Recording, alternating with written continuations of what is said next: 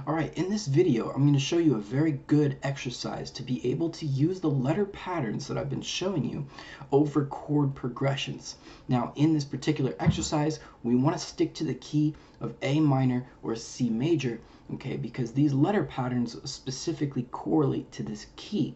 Now, eventually, I'm going to show you how to change keys to be able to play this in any key that you want to, but for right now, we want to stick to the key of A minor / C major.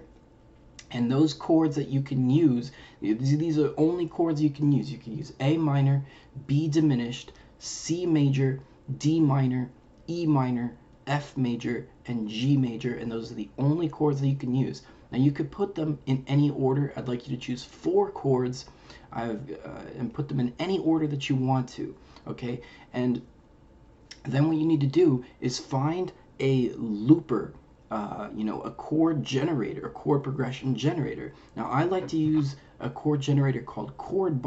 You can actually get it on your phone as an application, and this is a very, very powerful application. All it's going to do is going to play the chords back to you. So this one says A minor, and I'm going to play it 4 times, D minor 4 times, B diminished 4 times, and F major 4 times.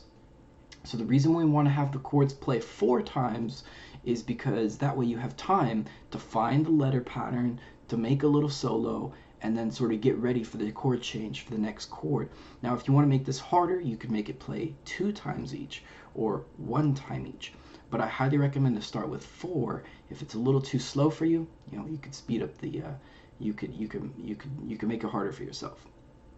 Anyway, so once you got your chord progression established, you've chosen 4 chords, you've put them in order, whatever order you want to, and you've plugged them into a chord generator. And I highly recommend to use a chord generator because I had a student who used a chord looper and he was having trouble with this exercise, okay? He was focusing on playing the chords right versus doing the exercise.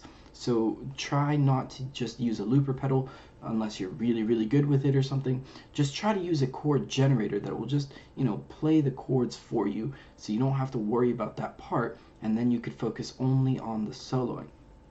So what we're going to do is over the A minor chord, when the A minor chord is playing, all right,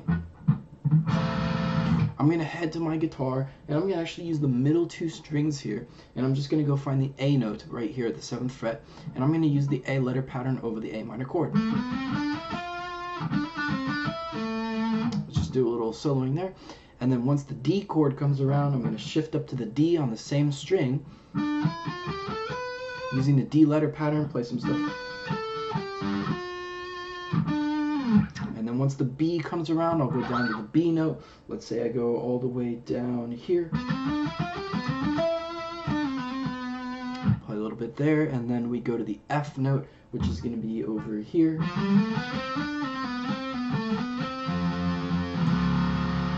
And I'll play a little bit right there. So I'm just going to give you a quick demonstration. It should be a really short video, and you'll basically see how this works out. It's pretty cool. So start with an A.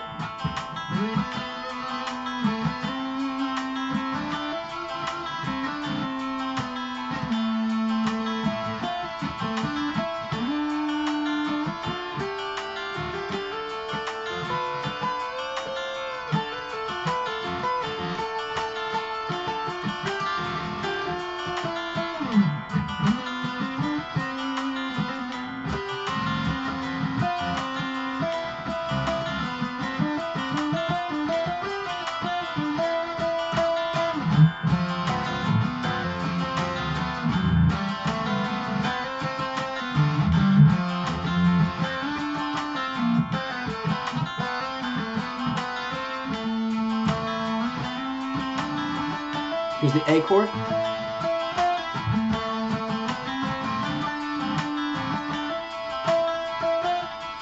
D.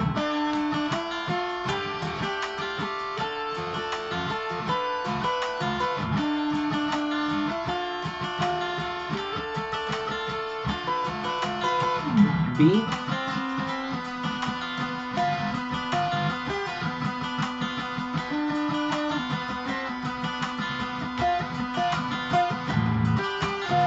F.